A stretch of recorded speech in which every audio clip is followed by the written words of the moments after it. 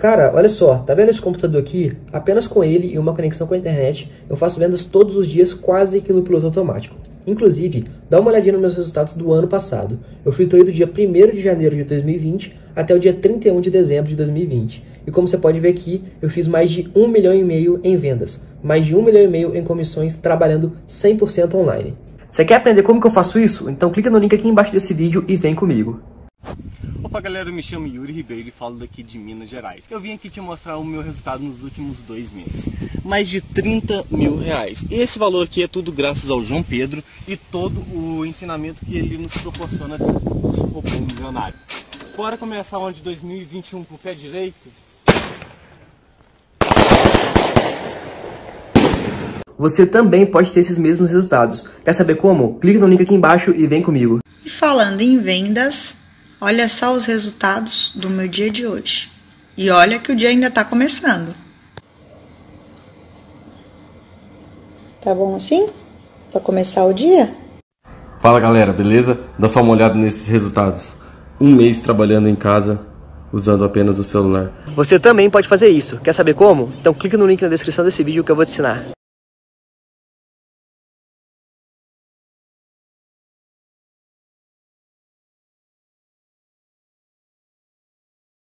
Mas, ô Dani, eu vou tentar ir por um caminho um pouquinho diferente dos companheiros, concordando com essa toda explicação desse 50-50, entre aspas, né, de Santos e Atlético Paranaense.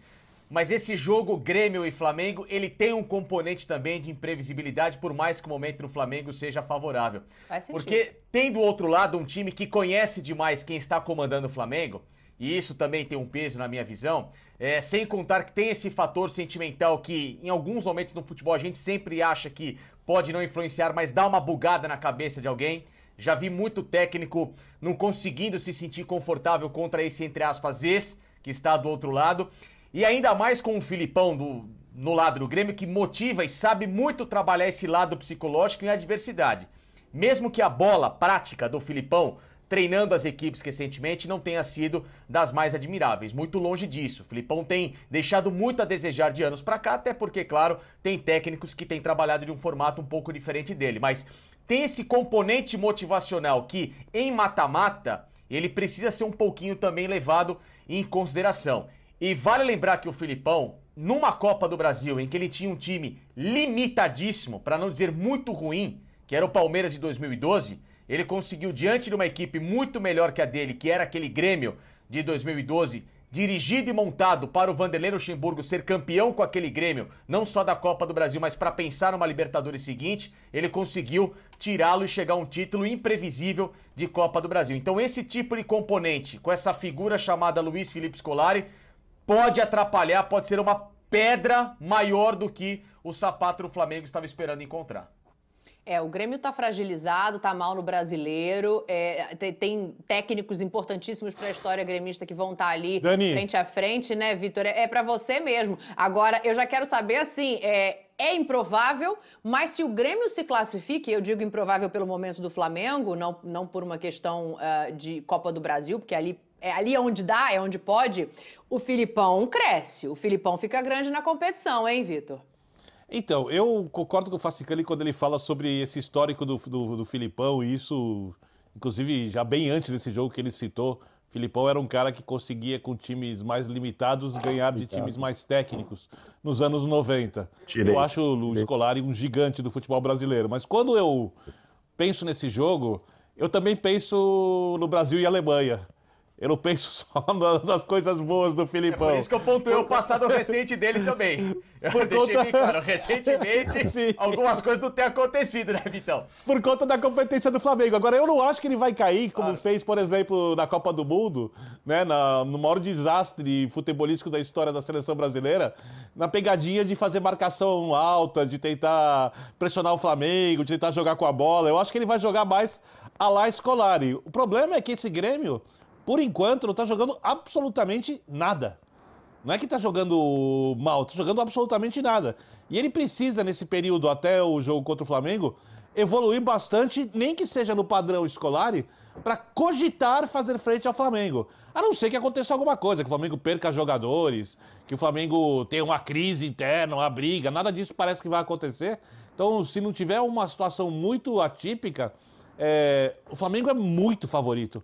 Mas é muito favorito. De todos os confrontos, o Flamengo é o principal favorito, porque ele pega o time, talvez... Se você olhar, por exemplo, Fortaleza e São Paulo. O São Paulo está jogando mal muitas vezes, mas o Fortaleza não tem um elenco assim que pode bater de frente com o São Paulo, se a gente for pensar só na qualidade dos jogadores. E mesmo assim, o São Paulo, de vez em quando, ainda joga bem. Né? Você olha o outro confronto. O Fluminense é um time competitivo. O Atlético é um time com jogadores que desequilibram. O único confronto onde tem um time que está jogando muito e o outro não está jogando nada é o Flamengo e Grêmio. Então, hoje o cenário é muito favorável ao Flamengo. Se o Grêmio evoluir, aí a gente pode mudar de opinião com a evolução do time gaúcho. O Birner, acho que toda vez que a gente vai fazer esse exercício do favoritismo para um lado ou para outro, a gente tenta pegar os determinados aspectos, diversos aspectos que envolvem um jogo de futebol e falar, bom, nisso aqui a vantagem é de X, nisso aqui é de Y. No caso de Flamengo e Grêmio, tudo tá do lado do Flamengo. O elenco, o futebol jogado. Aí a única coisa, talvez, que você consiga apontar a favor do Grêmio, como disse o Facincani, é o histórico do Filipão. Mas, de novo, eu acho que a questão de histórico, ela pesa muito pouco, né? Ainda mais no caso de um técnico que, indiscutivelmente, foi um dos maiores técnicos do futebol brasileiro. Hoje não é. Ainda acho que técnicos no Brasil, técnicos brasileiros fazem pouca diferença, a coisa continua sendo muito aleatória. Mas também nesse aspecto do treinador, na teoria, eu acho que o fato do Renato estar no Flamengo é outra vantagem para o Flamengo e não para o Grêmio, porque o Grêmio conhecer o Renato, eu acho que vale pouco. Um técnico conhecer o seu time, as fraquezas dos seus jogadores, onde estão as fragilidades, onde estão os pontos altos, e isso certamente o Renato conhece bem em relação ao Grêmio, também é uma vantagem maior aí nessa questão vamos dizer, da troca recente de clube do Renato, né? Saindo de um indo para outro. Então é aquilo. Claro, faltam quase 20 dias para o jogo. A gente sabe que no futebol brasileiro, né? Um dia aqui a gente está pondo o GC, perguntando se o time X é o melhor da América do Sul. E aí depois de 2 semanas estamos perguntando se o técnico está balançando. Então as coisas podem mudar, né? Diga. Eu vou te interromper só porque eu sou implicante mesmo. Eu vou usar uma palavra que eu sei que você adora. Ah, jura? Então o Flamengo e o Renato, eles têm a obrigação de ficar com essa vaga. Isso não dá Já um adoro essa beijinho, palavra. não? Eu sei. Então, eu não consigo olhar para um Flamengo e Grêmio, né? Assim como se fosse um Flamengo e Inter. Mas você acabou de falar que tá tudo do lado do Flamengo. Eu acho que tá tudo do lado do Flamengo. Eu acho que tá tudo do lado do Flamengo. Chamar de obrigação, até porque, enfim, a gente precisa ver como é que vão estar as coisas daqui a 18 dias, né? Isso? São 17, 18 dias. Se vai estar todo mundo. Mas eu acho que assim, se o contexto fosse hoje, Dani, um jogo amanhã e o jogo na outra semana, sinceramente, acho que as chances do Grêmio elas seriam mínimas mesmo. Hoje seria assim. Jean, fala. Eu entendo essa explicação, é lógico que ela é a mais plausível possível pelos momentos e pela bola, mas tem 2 cenários pra mim que eu tento enxergar do lado do Grêmio, porque o Grêmio, primeiro, na minha visão, ele tem um bom elenco, um bom time, que não está acontecendo, é verdade, mas não dá pra descartar. E segundo, o Grêmio precisa de um fato novo nessa temporada que talvez possa ser essa Copa do Brasil pra virar de vez, entre aspas, essa chave. Porque não dá pro torcedor do Grêmio, pra gente que analisa futebol, admitir que o Grêmio esteja na zona do rebaixamento não jogando nada com esse time que tem. E que foi montado pra ser campeão da Libertadores. Com esses investimentos pesados, Rafinha, Douglas Costa, é inadmissível o Grêmio estar onde ele está. Então, diante de um bom time que ele tem, dessa oportunidade única na temporada que ele tem agora pra título, que é a Copa do Brasil, e por mais que haja um favoritismo no Flamengo, ou ele entra de cabeça e os jogadores se fecham ao ponto de tá na hora de fazer frente a um grande adversário e mostrar que esse elenco tem valor, ou então de fato ele vai ser decretado, na minha visão, caso tome uma traulitada pesada no Flamengo, candidatíssimo a rebaixamento. Mesmo estando na zona do rebaixamento hoje, eu ainda cravo que o Grêmio não cai. Cravo que o Grêmio não cai. Porém, dependendo do que acontece na Copa do Brasil, ou ele sai meteoricamente de um fato anímico pra como um foguete, né, explodir na temporada até brigando por um título que seria improvável, ou então ele vai se afundar de vez. Então por isso que eu falo, é a última chance desse bom time do Grêmio mostrar que ele tem alguma qualidade na temporada. Não, eu tô de acordo em relação a isso. Quer dizer, o problema é que nós estamos falando nos termos, o Grêmio precisa, o Grêmio tem que, o Grêmio deveria, né? Eu acho que esse é o ponto. Porque, tô de acordo com você, a gente fez ali os palpitões no começo do Campeonato Brasileiro, colocando na ordem lá, e o Grêmio, sei lá, acho que a maioria de nós colocou em quinto, né? Sexto, por aí, de quarto a sexto. Provavelmente era por aí que se imaginava que o Grêmio deveria estar. E ele não está. Então, eu tô de acordo que a régua desse Grêmio é muito maior do que o que a gente está vendo. E também concordo que esse jogo tem que ser usado, esse confronto tem que ser usado para isso. Eu discordo terminantemente de quem acha que a situação está muito complicada no brasileiro, então não pode olhar para a Copa do Brasil. Tem que olhar para o brasileiro para não correr. Isso não existe. Claro, isso nesse caso não tem nem discussão. O Grêmio tem que ir com a força máxima, tem que priorizar nessas semanas de confrontos com o Flamengo esses jogos, até porque, de fato, como você disse, uma eventual eliminação do Flamengo, hoje muito improvável, poderia mudar a história do Grêmio na temporada. Vocês acham que o Borja é um fato novo? Também. Será que o Borja é um fato novo no Grêmio?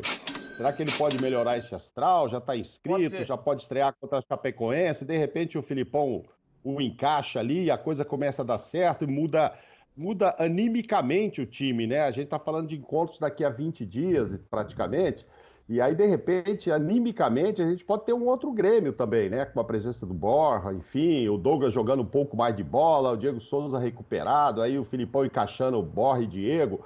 Enfim, a gente está esperando essa reação aí, que vocês todos estão falando do Grêmio, e eu também, né? A gente sabe que ele está onde não deveria estar. Então, assim, vamos aguardar o dia do jogo. Eu acho que o favorito... Mauro, eu fico pensando no Rafinha. Você foi no extremo, eu vou no outro. Pois é, então, imagina a Rafinha jogando bem e todo mundo jogando bem lá, né? O Fascano estava dizendo sobre o elenco do Grêmio, e é isso mesmo, né? O time, se você olhar o elenco aí, tem muitos times que estão acima dos 10 na tabela, que não tem o Rafinha da vida, não tem o Borja que acabou de chegar, o próprio Diego, enfim, outros todos lá. E olha pro elenco do Grêmio, o elenco é bom. Agora não está jogando o que deveria esse elenco. Agora tem 20 dias para quem sabe... Melhor que o do Fortaleza, por exemplo. Exato, que está lá em cima na tabela, então. E aí alguma coisa pode e deve acontecer com o Grêmio, né? A gente está esperando, o Filipão foi para isso, eles continuam contratando, fizeram agora essa chegada do Borja, para que alguma coisa aconteça, para que o time volte a atuar no nível que merece o Grêmio, o nível de respeito que merece o Grêmio. Então...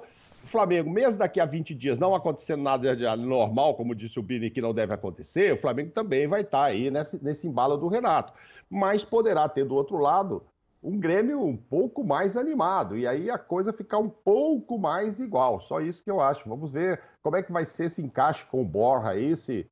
Tudo bem, não está contratando o Pelé, não é isso. Não está chegando o Messi lá que está dispensado e chegou. É o Borja.